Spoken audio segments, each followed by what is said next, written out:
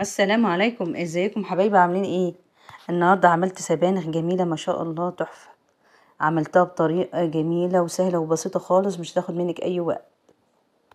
شوفوا جمالها بقى وحلاوتها، والله يا جماعه تعتمدوها على طول من سهولتها.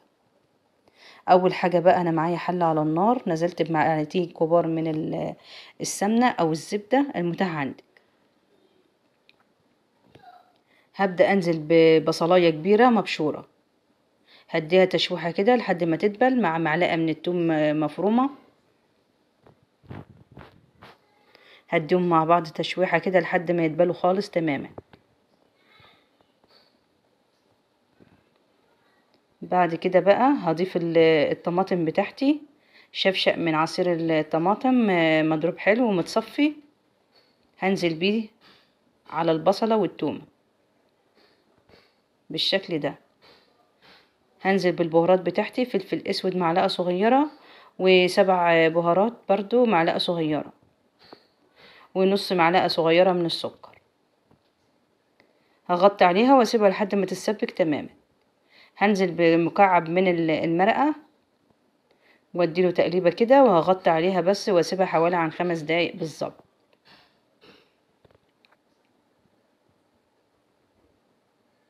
بعد كده بقى هجيب الخضره بتاعتي اللي هي الكزبره على الشبت.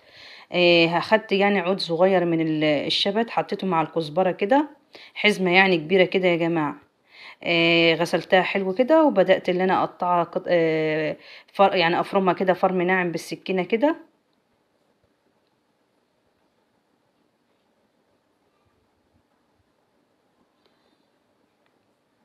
قطعتها كلها كده بالشكل ده.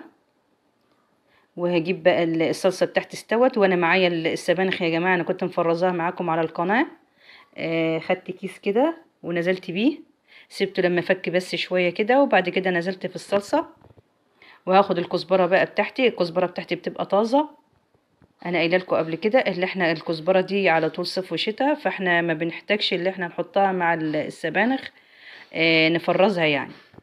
فاحنا بنحطها كده طازه كده اول ما بنجيبها.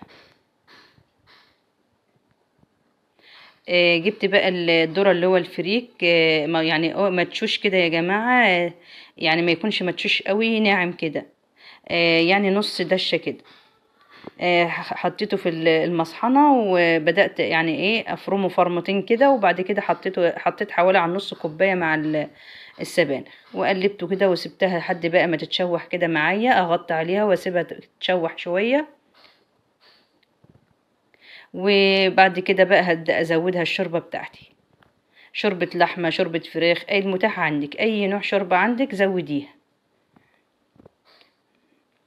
بس كده انا زودتها الشوربة بتاعتها، وهغطي عليها واسيبها بقى لحد ما تستوي تماما. كل حاجة بقى تستوي، واقدمها كده بألف هنا وشوف ليا وليكم. بجميلة يا جماعة، وطعمها رائع، تتاكل برز ابيض، تتاكل بعيش اللي انت عايزاه. هي اصلا تتاكل باي حاجة، جميلة والله ما شاء الله. لايك وشير لو عجبك الفيديو.